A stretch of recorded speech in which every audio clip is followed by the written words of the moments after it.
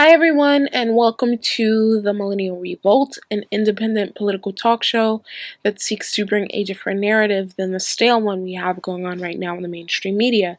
So today I'm going to be talking about YouTube censorship. I've touched on this briefly in a previous video, but I'm going to continue to talk about this issue because it is so important to have free speech and have the ability to say what we want without being censored on a platform which is supposed to allow us to do that. Now, I want to specifically thank STXHEXENHAMMER for recommending my channel.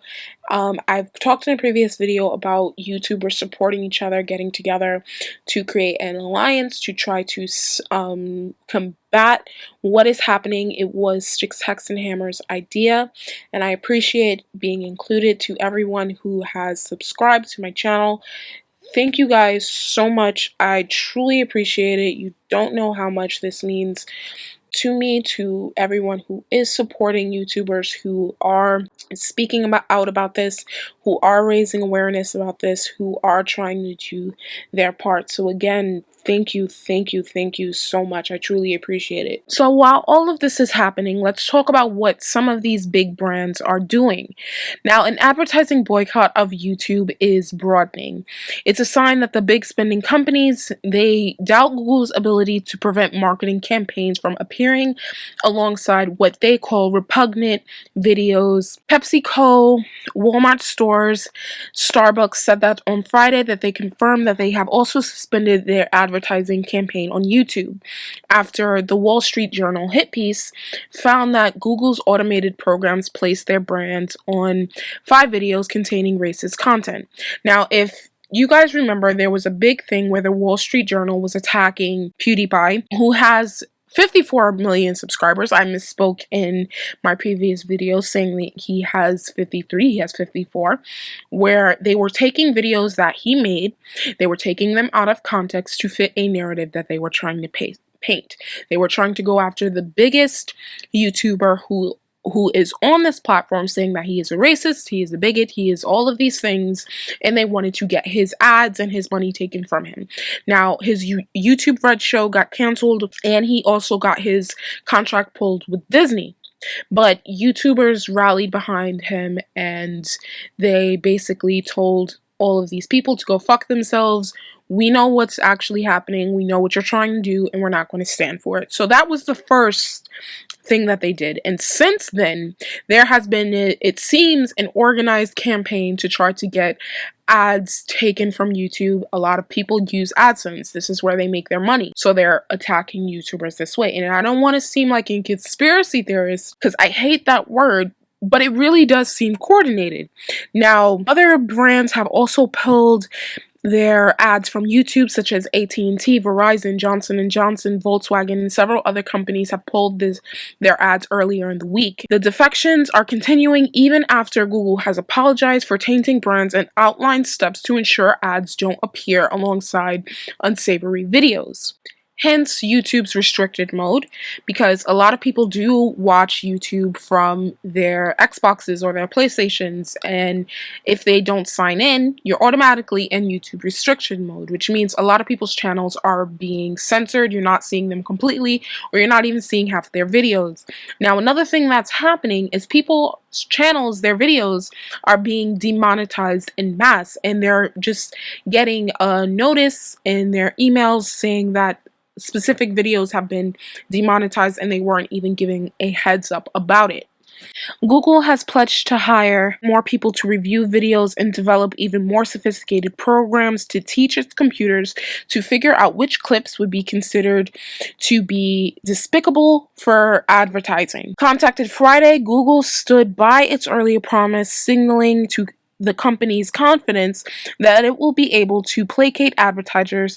As a part of that effort, Google intends to block more objectionable videos from ever being posted on YouTube, an effort that could spur complaints about censorship. So what YouTube is doing here is basically trying to please these big brands and these companies, and are saying to basically screw all of the content creators on this platform. Now, it doesn't matter what kind of content you make, whether you make political videos, vlogging, gaming, educational videos, DIY, fashion. Eventually, it's going to affect all of us. It's going to trickle down to all of us. You see how fast this is happening. People are talking about this. They are demonetizing people's videos in mass. People's channels are being disappeared in restricted mode. You can't even see majority of these videos. People are being unsubscribed to certain channels. This is a problem that we have to fix and deal with very quickly because it's happening faster than I actually thought it would. This will always happen as long as ideologues control the main platforms that we use to consume content on. They'll even forego profit to stop anything that subverts their particular narratives that they're trying to push. Now, again, I've said this in a previous video. You have YouTubers on here, whether you have beauty bloggers, whether you have vloggers, whether you have gamers, whether you have people who make cooking shows, educational videos, people who just comment on things going on, making reaction videos, are able to reach an audience better than these corporations who have hundreds or thousands of people behind them. You have people with either hundreds of subscribers to millions of subscribers. They're able to influence a generation, able to influence hundreds of thousands of people, and not just in the US or the UK, all over the world.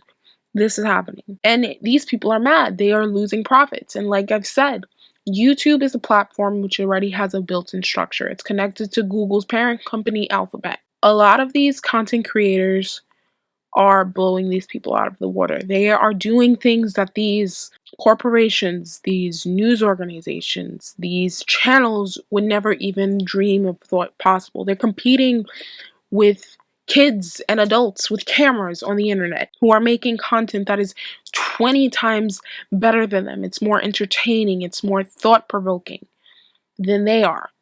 They're changing people's minds on certain political issues. They're showing people different things they never would have thought of. You have people who skate around on their damn GoPro doing better things than half of these TV shows where you have people eating fucking snakes and shit. You know, these are the things that are happening. These are the things that people are doing. And they're bullying their way onto this platform. They're just taking ads away from people, so they're killing their livelihood. YouTube is a job for some people. They have some of the best careers possible because when you never feel that you're working, you're always going to have fun doing what you love.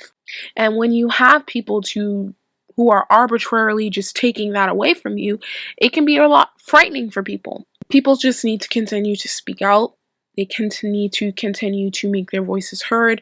Whether your channel is small or large, do what you can to try to stop this. Now, a lot of people have said that there are other platforms that you can use. I do use VidMe as a backup to my YouTube channel because at this point, I don't think YouTube can be trusted. I don't think I can put my faith in a platform which is censoring some of my videos. So I recommend VidMe as an alternative to YouTube. It's a new platform.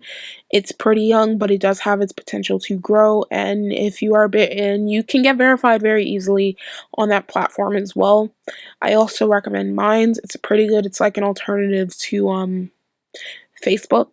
So I also want to recommend other channels as well because I do want to continue with content creators supporting each other because I think we are all stronger together, working together, promoting each other's channels, promoting each other's work, than we are separate. If we all continue to talk about censorship, continue to talk about what is happening, maybe YouTube, the CEOs, people working behind the scenes, they can make a positive change that can affect all of us for the better and not go down this road. So I do want to recommend Debbie Lizinski, the Sane Progressive. I'm going to have a link to her channel. I also want to recommend The Hard Bastard because I do watch him, I am subscribed to him, and he is speaking out about this censorship. I also want to recommend SEMIOGOGUE, and I will have a link in the description to his censorship video as well, so you guys can check him out. And I'm also going to have a link to another content creator.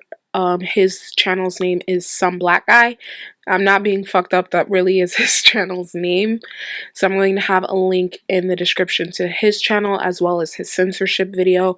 And I will also have a link in the description to STXHEXENHAMMER, who started this whole YouTuber alliance, YouTubers working together. I think it's amazing. It's an amazing idea, and we'll continue to promote this idea as well as his channel on my platform in my little area. I'm the Millennial Revolt. Thank you guys so much for watching, and you have a wonderful day.